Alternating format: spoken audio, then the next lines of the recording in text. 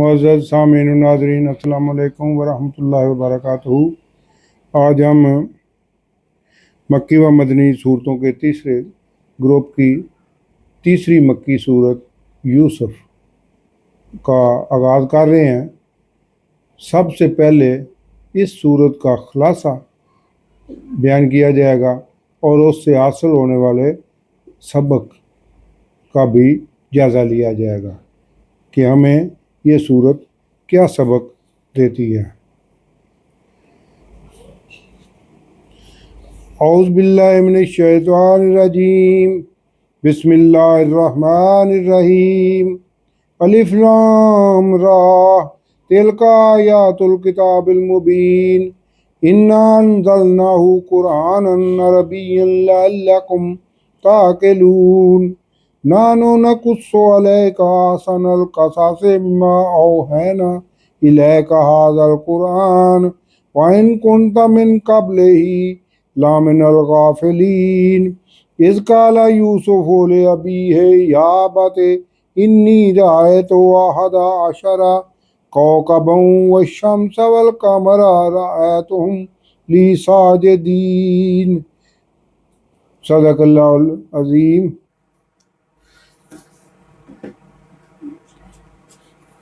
یہ صورت مکی و مدنی صورتوں کے تیسرے گروپ کی تیسری مکی صورت ہے۔ اس میں 111 آیات اور 12 رکوع ہیں، جو 12ویں پارے کے 11ویں رکوع سے 13ویں پارے کے 6 رکوع تک ہے۔ اس پوری صورت میں ایک ہی قصے کا ذکر ہے جسے قرآن میں کہیں اور جگہ بیان نہیں کیا گیا۔ حضرت یوسف حضرت ابراہیم علیہ السلام کے پڑپوتے ہیں، یعنی یوسف بن یعقوب بن اسحاق بن ابراہیم علیہ السلام۔ بیٹا، باپ، دادا اور پردادا چاروں ہی اللہ کے برگزیدہ پیغمبر ہیں۔ اسی لیے حضرت یوسف علیہ السلام کو کریم ابن کریم ابن کریم ابن کریم کہا جاتا ہے۔ یوسف علیہ السلام کا نام اس صورت میں 24 مرتبہ آیا ہے، البتہ ایک مرتبہ سورۃ الانعام اور سورہ غافر میں بھی آیا ہے۔ اس صورت میں جتنی تفصیل حضرت یوسف علیہ السلام کے متعلق بیان کی گئی ہے وہ نہ تو یہودیوں کے پاس تھی اور نہ ہی عیسائیوں کے پاس تھی، جبکہ وہ اپنے آپ کو ان کا وارث سمجھتے تھے۔ اللہ نے اتنی تفصیل بیان کر کے قرآن کی حقانیت ثابت کی ہے، جبکہ یہودیوں کو پتہ چلا کہ نبی آخر الزمان تو حضرت اسماعیل علیہ السلام کی اولاد میں سے ہیں، تو وہ بہت دکھی ہو گئے، کیونکہ وہ خود حضرت یعقوب علیہ السلام کی اولاد بنتے تھے۔ یہودیوں کی حضور صلی اللہ علیہ وسلم کی مخالفت کی سب سے بڑی وجہ یہی تھی۔ اس کے علاوہ وہ اہل کتاب بھی تھے اور علم بھی رکھتے تھے، اور علمی انداز میں حضور صلی اللہ علیہ وسلم کو نیچا دکھانے کی کوشش کرتے رہتے تھے۔ چنانچہ وہ خود آگے آنے کی بجائے مشرکین مکہ کو کہتے تھے کہ تم آپ صلی اللہ علیہ وسلم سے یہ بات پوچھو، اگر آپ صلی اللہ علیہ وسلم نے صحیح جواب دیا تو خاموشی اختیار کر لیں گے نا، اور اگر جواب غلط ہوا تو انہیں حضور صلی اللہ علیہ وسلم کے خلاف نفرت پھیلانے کا موقع مل جائے گا۔ اس لیے انہوں نے مشرکین مکہ کو کہا کہ تم آپ صلی اللہ علیہ وسلم سے یہ 3 سوال پوچھو کہ سکندر، ذوالقرنین اور غار والے کون تھے، ایک سوال۔ دوسرا سوال تھا روح کی حقیقت کیا ہے، اور تیسرا سوال حضرت یوسف علیہ السلام کس وجہ سے فلسطین سے ہجرت کر کے مصر آباد ہوئے۔ ان یہودیوں کے خیال میں حضور صلی اللہ علیہ وسلم کا ان سوالوں کا جواب دینا ناممکن تھا، لیکن اللہ تعالیٰ نے قرآن کے ذریعے ان تینوں سوالوں کے جواب حضور صلی اللہ علیہ وسلم کو بتا دیے، اور حضرت یوسف علیہ السلام کے بارے میں تو پوری صورت ہی نازل فرما دی۔ حضرت یوسف علیہ السلام کا واقعہ بڑا سبق آموز ہے، جس سے نیک کاموں کی رغبت اور محبت اور برے کاموں سے بچنے کی ہدایت ملتی ہے۔ اسی لیے اللہ نے اس صورت کو احسن القصص قرار دیا ہے، اور حضور صلی اللہ علیہ وسلم کو اللہ نے خود حضرت یوسف علیہ السلام کے بارے میں تفصیلاً آگاہ فرمایا ہے، اور دوسری طرف یہودیوں کے بھی منہ بند کر دیے ہیں۔ اب اس صورت سے ہمیں کیا درس ملتا ہے، ان کو اب اختصار سے بیان کرنے کی کوشش کروں گا۔ یہ صورت ہمیں سکھاتی ہے کہ ہمیشہ اللہ پر پختہ ایمان اور بھروسہ کیا جائے، چاہے کتنے ہی نامساعد حالات کیوں نہ ہوں۔ اللہ کی حکمت اور آسانی کے لیے ایک مقررہ وقت ہے اور اللہ ہی تکالیف کے بعد راحت عطا کرنے والا ہے۔ حاسدین کے شر کے سامنے یا غلامی کے عرصہ کے دوران یا ناجائز کردار کشی اور جیل میں ڈالے جانے کے وقت حضرت یوسف علیہ السلام کا اللہ پر توکل، صبر و تحمل اور بردباری عظیم و شان مثالیں ہیں جسے ہمیں بھی ان حالات میں اپنانا چاہیے۔ سورہ یوسف خوابوں اور ان کی درست تعبیروں کو بھی بہت زیادہ اہمیت دیتی ہے۔ آگے ہے، طاقتور ہونے کے باوجود معاف کر دینا، جیسے حضرت یوسف علیہ السلام نے اپنے بھائیوں کو کھلے دل سے معاف کر دیا تھا، رحم اور ہمدردی کی ایک مضبوط ترین مثال ہے۔ حضرت یوسف علیہ السلام کے بھائیوں کی کہانی تباہ کن حسد سے بھی خبردار کرتی ہے۔ یہ سورہ یوسف خاندانی رشتہ داریوں کو نبھانے، آپس کی محبت اور گھریلو تنازعات کے حل پر بھی ہمیں مکمل رہنمائی فراہم کرتی ہے۔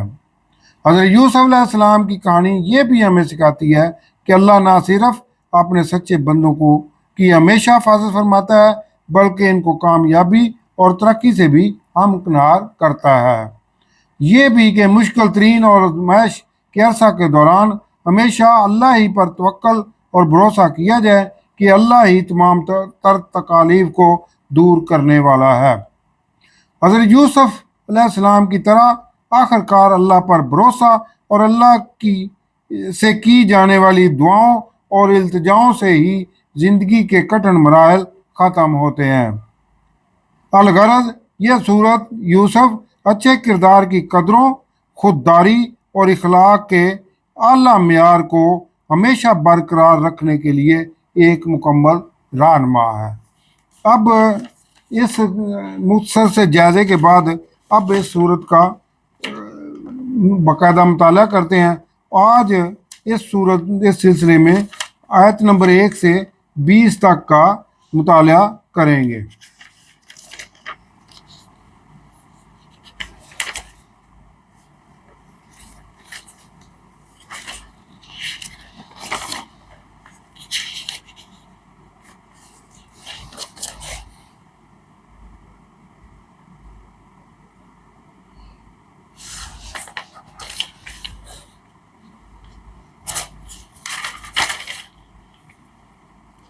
سورہ یوسف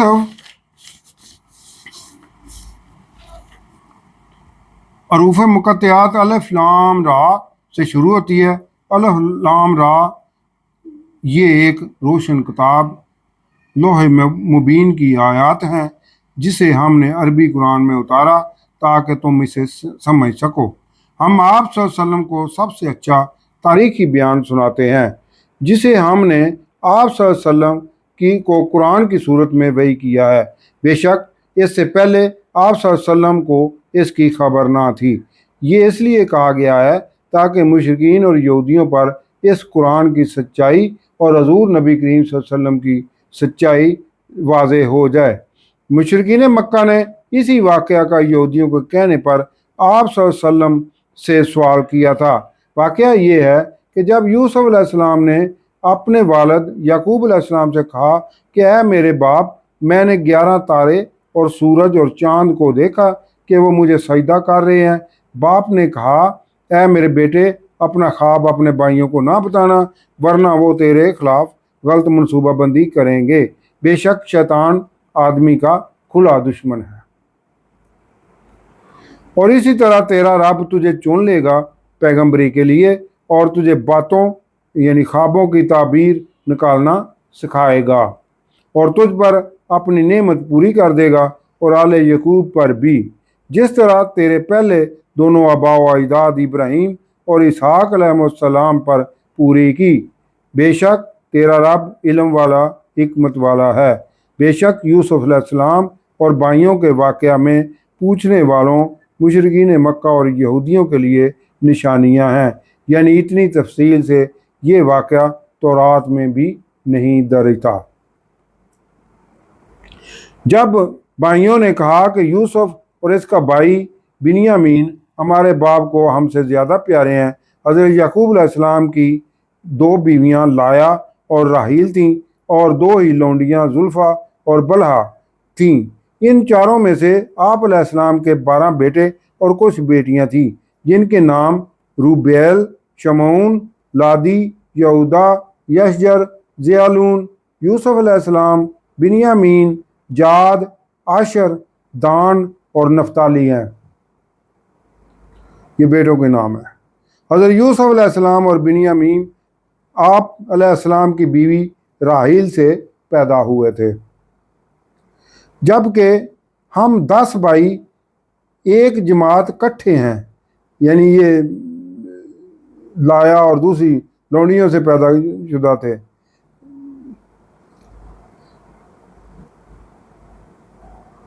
बेशक हमारा बाप वाज़े तौर पर गलती कर रहे हैं कि अपने दोनों छोटे बेटों को ज़्यादा अहमियत देते हैं, हालांकि ख़ानदान की शान व शौकत तो हम ही हैं, यानी हम ही कमाने वाले हैं और हम ही सारे हालात का सामना भी करते हैं, और जिससे हमारे ख़ानदान की इज़्ज़त और शान व शौकत बनी हुई है। भाइयों ने सोचा कि यूसुफ अलैहिस्सलाम को कत्ल कर दो या इसे किसी और जगह दूर फेंको, ताकि बाप की तवज्जो सिर्फ हमारी तरफ हो जाए और फिर इसके बाद नेक बन जाना।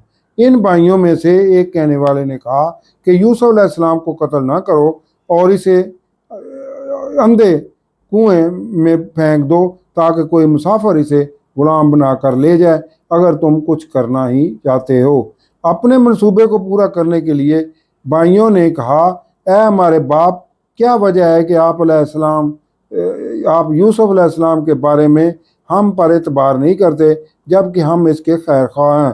कल इसे यूसुफ अलैहिस्सलाम को हमारे साथ भेज देना, वहाँ वो कुछ खा लेगा और खेल भी लेगा, और बेशक हम इसकी हिफाजत करने वाले हैं। याकूब अलैहिस्सलाम ने कहा कि मुझे इस बात का डर है कि तुम इसे ले जाओ, और अंदेशा है कि इसे जंगल में भेड़िया ना खा जाए और तुम इससे बेखबर रहो। उन्होंने कहा कि अगर इसे भेड़िया खा गया और हम एक जमात हैं, तो इस तरह हम किसी काम के ना हुए। तो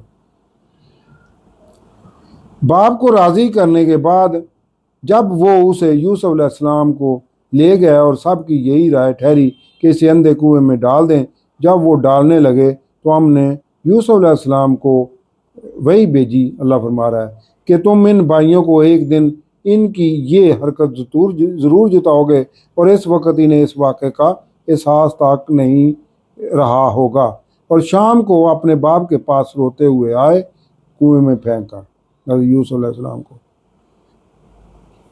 और कहा कि हमारे बाप, हम दौड़ का मुकाबला करने लग गए और दूर निकल गए, और यूसुफ अलैहिस्सलाम को अपने सामान के पास छोड़ दिया था, तो अकेले में से एक भेड़िए ने खा लिया, और आप अलैहिस्सलाम किसी भी तरह हमारी इस बात को ना मानेंगे तो नहीं, बेशक हम सच्चे भी हूँ। और वो भाई इसके कुर्ते पर झूठा खून भी लगा लाए थे। याकूब अलैहिस्सलाम ने कहा, तुम्हारे नफ्सों ने तुम्हारे लिए एक बड़े काम को आसान बना दिया है, अब सब्र करना ही अच्छा है, और अल्लाह ही से मदद मांग सकता हूँ इस वाक़े पर ये जो तुम बयान कर रहे हो।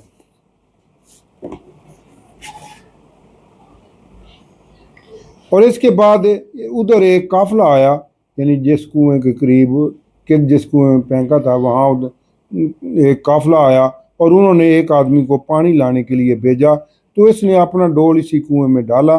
जब बाहर निकाला तो वो बोला कि कैसी खुशी की बात है, ये तो एक लड़का है, और इसे अपनी पूंजी यानी सरमाया बनाकर उसने छुपा लिया, और अल्लाह जानता था जो वो कर रहे थे और उन्हों काफले वालों ने मिस्र पहुंचकर यूसुफ अलैहिस्सलाम को हकीर रकम लेकर बेच दिया।